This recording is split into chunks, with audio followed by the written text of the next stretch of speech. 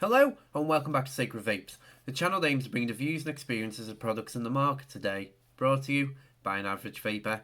Now this week I've got a review for you guys that I've purposely set up, mainly because I've brought to you the tank, I've brought to you the nano, and now I'm bringing you the full kit to offer a real reflection on how the main one performs compared to the previous nano review.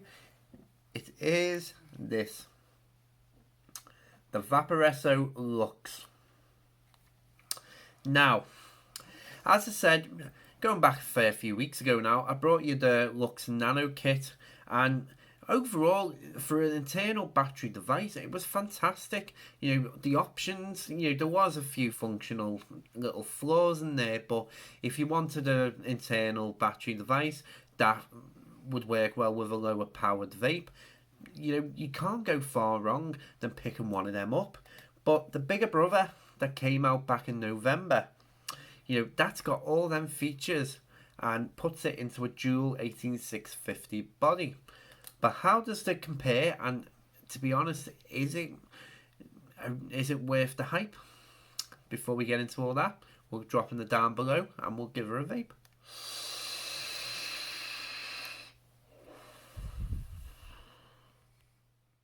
Get into the unboxing of this now, and this is exactly what the box looks like. If you've had Vaporesso products before, that will look familiar. So get onto the back now, and you get information, you get your contents, your specifications, and all the rest of it, and then you get, there doesn't seem to be any scratch code on this, which is a bit strange, but yeah, we'll get her open now. And you get your Vaporesso Luxe mod, and you get the scare tank. Now I'm not going to cover the scare tank for this review. What I'll do is I'll put a link at the end of the video for my full thoughts about that. But we'll get her out now. And that's what the mod looks like. We'll fire her up in just a second. But inside you get a little box. Comes a spare glass, opens,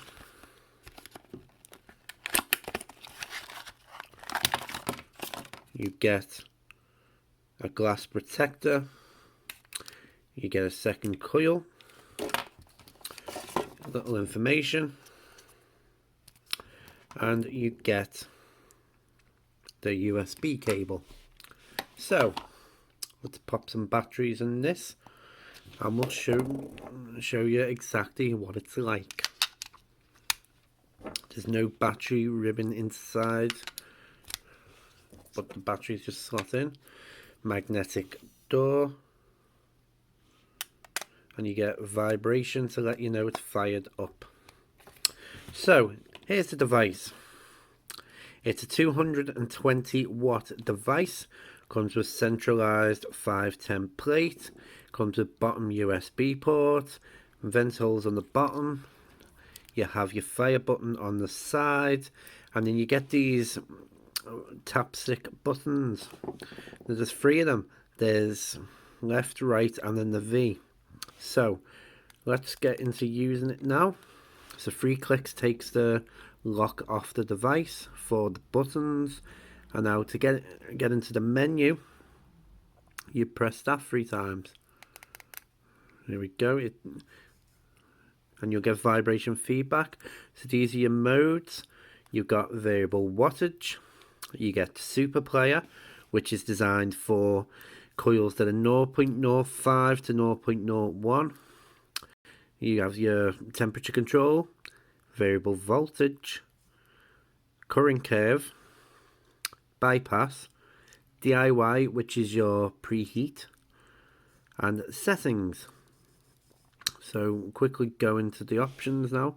If you go to super player, apologies, if you want to select something, I keep forgetting, as you can see, but to select something you use the V button. The fire button doesn't actually come into the menu system whatsoever unless you want to come back out of it. So super player, I'll say that's designed for the coils, like I say.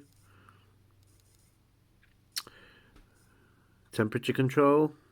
There you go. That's stainless steel, variable voltage.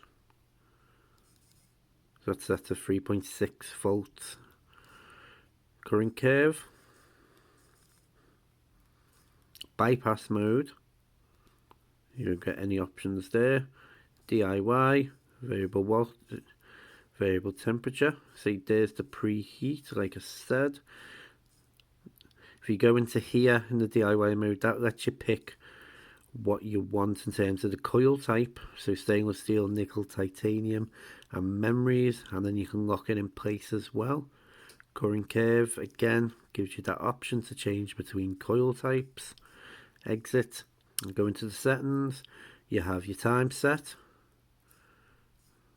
There we go. You can change the clock. You do have to come straight back out of that. Get back into settings again. Change the brightness. Your puff counter, you can reset it. Smart on and off. Well, I'm not too sure what smart is. Same as auto. I haven't really played around with this, but auto, I'm assuming, just sets the coil automatically. Screen timeout, but you can guess what that is. Key lights, you can turn the vibration down or up, and you can check the version. And that's pretty much everything with this mod. So we'll take it back up top now, and I'll get talking about the pros and cons of it. Welcome back. So that was the up close of what you get with the Luxe kit. We'll get talking about it now. And yeah, in terms of a dual 18650 mod, I must admit it is actually kind of special. We'll get into the pros of it now. And the first pro for me is going to be the fact that it looks gorgeous. I said it on the Nano kit, I'm going to say it now. I think it looks absolutely beautiful. As I compare to something like the Naboo, I actually think this stands out a hell of a lot more. I just think it looks quality. It's got that luxurious design. It's lovely and bright. You know, it's nice and clear. Everything you could possibly want from your mod, this has it. So yeah, big pro for that. Next pro for me is going to be chipset. Is really, really responsive. It's really accurate, really responsive. It's a bit weird me saying this because as you're watching this now, the Gene 2, is it? The new chipset mod from Vaporesso has been released. So it's weird me talking about the Omni chip as it's a really good chipset, but there you go. It is a really good chipset. It's accurate, it performs really well, and yeah, no complaints on that front. Next pro for me is going to be the menu system.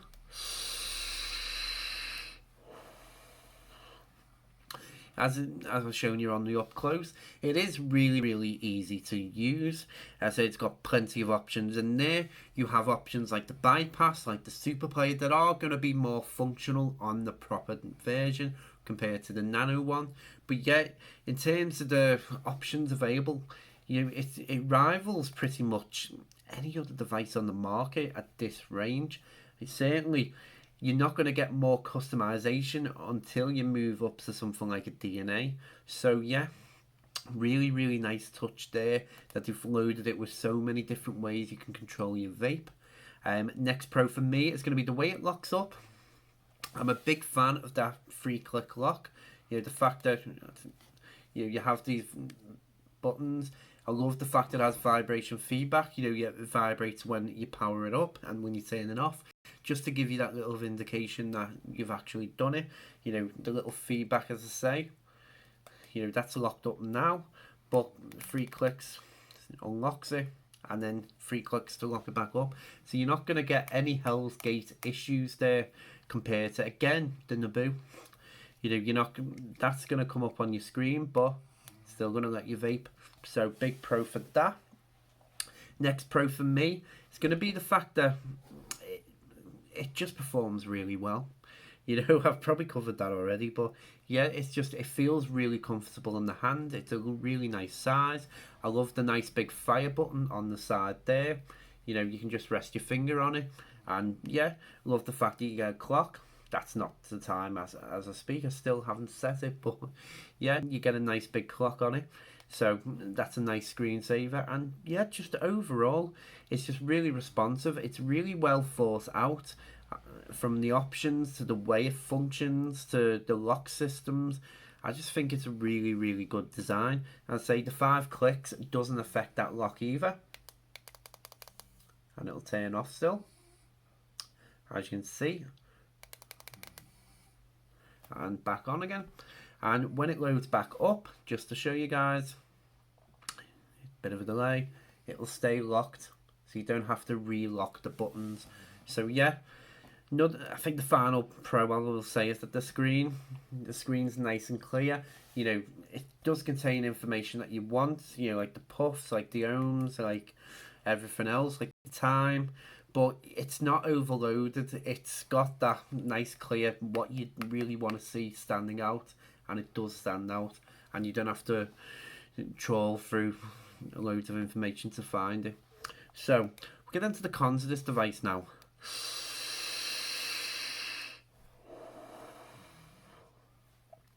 First con for me, it's going to be the fact that it's a tap stick control. That's a personal preference for me. I'm not a big fan of that. Prefer buttons over a touch control. But if you like that idea, it's not going to be a con for you. I know that's superficial, but you know, personally, I prefer having that control using a button rather than just having that touch control. Not that it's an issue on this. Another con, I don't like the fact that you can't use the fire button in the menu. The fact it's all done through the V button, like I showed you in the up close. Mainly because even now, I instinctively go and press the fire button when I'm in that menu system. You probably would have seen it on the up close that I did that. You know, it's just an instinct for me. I would have preferred having the fire button as the select and the menu button, maybe just to take you back to the menu, for example. And that way, you can just hold the fire button to take you out the menu. Might have been a bit of an extra, like, ease of use there. Other than that, there isn't many other cons. There's only one big one. And I hate to say this, but the biggest flaw with this device, I'll actually roll it back, you know, get a battery ribbon inside. That's a con for me, you know, just to make it a bit more easy. But yeah, the biggest con for me with this is battery life. Yeah, as you can tell, I didn't want to say this, but yeah, the battery life on this is poor. I went through, I'd say, maybe like a 30-hour period using this device, and went through 2 sets of 30Q batteries. 2 sets. I actually took the mod out at about half full the next day. And took a second set of batteries with me, which is something I never do. And yeah, the batteries died on me. I had to change them. They died before the end of the day again. I know, I looked it up on to see if anybody else had mentioned this, and nobody else seems to have done so. I mean, only have 75 watts with the scare tank, you know, so I'm not powering over like 140 watts or anything, but yeah, it's got poor battery life. I don't know if there's a firmware out there that will improve that. I couldn't see any mention of it, but there's bound to be firmware updates for this by now. But yeah, as the stock model design, the battery life is quite poor. It's almost as if it's putting too much power in the mod into the battery, so you're not just powering the vape, you're powering the menu system and the lights and the vibration, and maybe that's taking a big hit on that. But other than that, there isn't any other real cons with this, so we'll get into the overall now.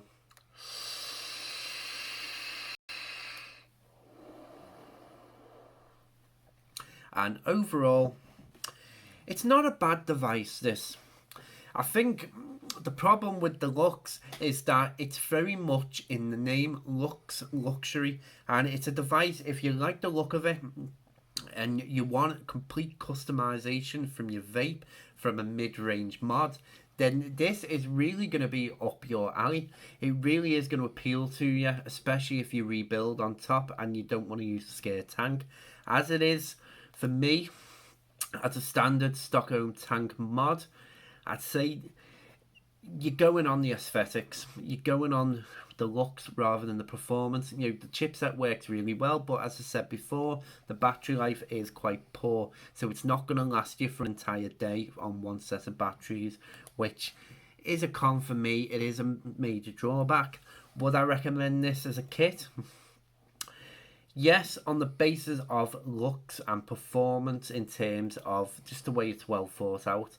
I think if there is a firmware update that does give you that extra battery life to the end of the day at least, then what you have here is a very, very good device.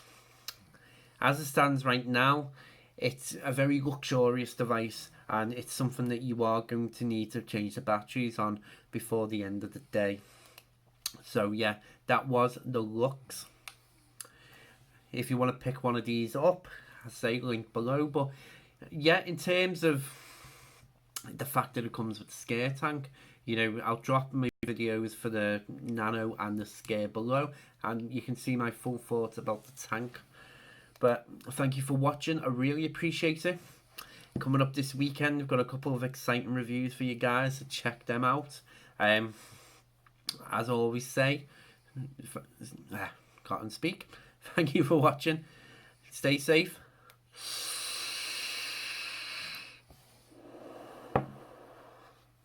And keep vaping.